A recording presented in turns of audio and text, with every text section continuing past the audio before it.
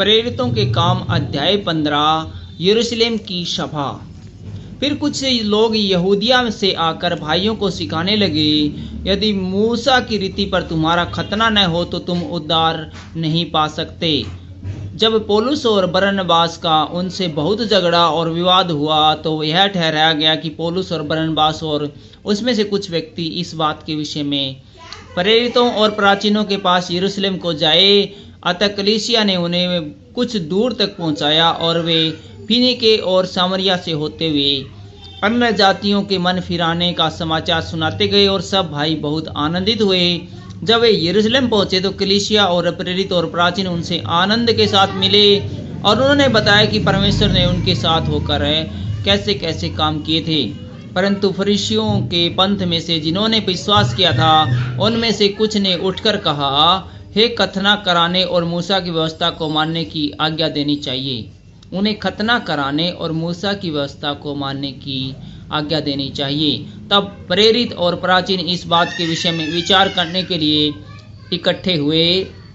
तब पतरस ने बहुत वाद विवाद हो जाने के बाद खड़े होकर उनसे कहा, हे भाइयों, तुम जानते हो कि बहुत दिन हुए परमेश्वर ने तुम में से मुझे चुन लिया कि मेरे मुंह से अन्य जातियां सुसमाचार का वचन सुनकर विश्वास करें। मन के जांचने वाले परमेश्वर ने उनको भी हमारे समान पवित्र आत्मा देकर उनकी गवाही दी और विश्वास के द्वारा उनके मन शुद्ध करके हम में से और उनमें से कुछ भेद न रखा। तो अब तुम क्यों परमेश्वर की परीक्षा करते हो कि चेलों की गर्दन पर ऐसा जुआ रखो जिसे न हमारे बाप दादा उठा सके थे और न हम उठा सकते हैं। हाँ, हमारा यह निश्चय है कि जिस रीति से वे प्रभु यीशु के अनुग्रह से उद्धार पाएंगे उसी रीति से हम भी पाएंगे। तब सारी सभा चुपचाप बरनबास और पौलुस की सुनने लगी कि परमेश्वर ने उनके द्वारा अन्य जातियों में कैसे बड़े बड़े चिन्ह और अद्भुत काम किए। जब वे चुप हुए तो याकूब कहने लगा, हे भाइयों, मेरी सुनो। शमौन ने बताया कि परमेश्वर ने पहल अन्य जातियों पर कैसी कृपा दृष्टि की कि उनमें से अपने नाम के लिए एक बना लें। इससे भविष्यवक्ताओं की बातें भी मिलती है, जैसे कि लिखा है, इसके बाद मैं फिर आकर दाऊद का गिरा हुआ डेरा उठाऊंगा और उसके खंडहरों को फिर बनाऊंगा और उसे खड़ा करूंगा।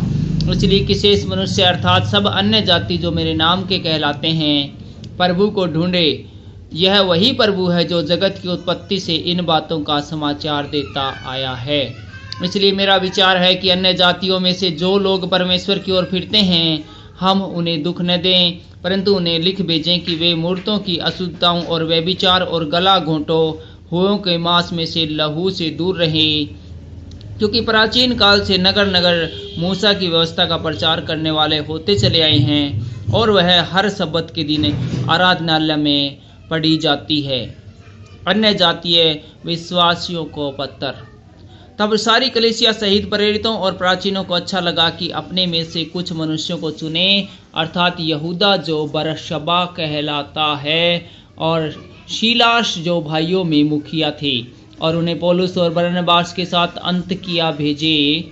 उन्होंने उनके हाथ यह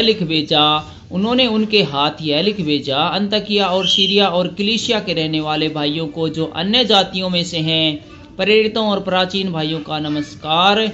हमने सुना है कि हम में से कुछ ने वहां जाकर तुम्हें अपनी बातों से घबरा दिया है और तुम्हारे मन उल्ट दिए हैं, परंतु हमने उनको आज्ञा नहीं दी थी।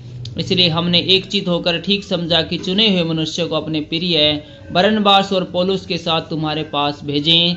ये ऐसे मनुष्य हैं जिन्होंने अपने प्राण हमारे प्रभु यीशु मसीह के नाम के लिए जोखिम में डाले हैं। इसलिए हमने यहूदा और शीलाम को भेजा है जो अपने मुंह से भी ये बातें कह देंगे।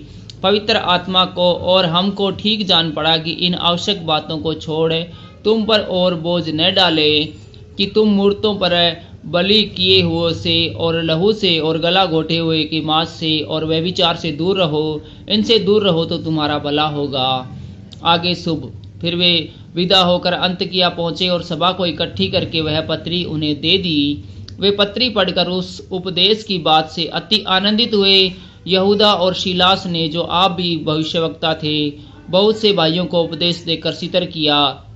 वे कुछ दिन रहकर भाइयों से शांति के साथ विदा हुए कि अपने भेजने वालों के पास जाएं, परंतु शीलाम को वहां रहना अच्छा लगा। परंतु पौलुस और बरनबास अंतकिया में रह गए और अन्य बहुत से लोगों के साथ प्रभु के वचन का उपदेश करते और सुसमाचार सुनाते रहे। पौलुस की द्वितीय प्रचार यात्रा। पौलुस और बरनबास में मतभेद। कुछ दिन बाद पौलुस ने बरनबास से कहा, जिन जिन नगरों में हमने प्रभु का वचन सुनाया था, आओ फिर उसमें चलकर अपने भाइयों को देखें कि वे कैसे हैं। तब बरनबास ने यूहन्ना को, जो मरकुस कहलाता है, साथ लेने का विचार किया, परंतु पौलुस ने उसे, जो पंफूलिया में उनसे अलग हो गया था और काम पर उनके साथ न गया, साथ ले जाना अच्छा समझा। अतः ऐसा विवाद उठा कि वे एक दूसरे से अलग हो गए और बरनबास मरकुस को लेकर जहाज पर सरप्राइज पर चला गया। परंतु पौलुस ने शीलाम को चुन लिया और भाइयों से परमेश्वर के अनुग्रह में सौंपा जाकर वहां से चला गया और वह कलीसियाओं को सितर करता हुआ सीरिया और कलीसिया से होते हुए निकला। Thank you.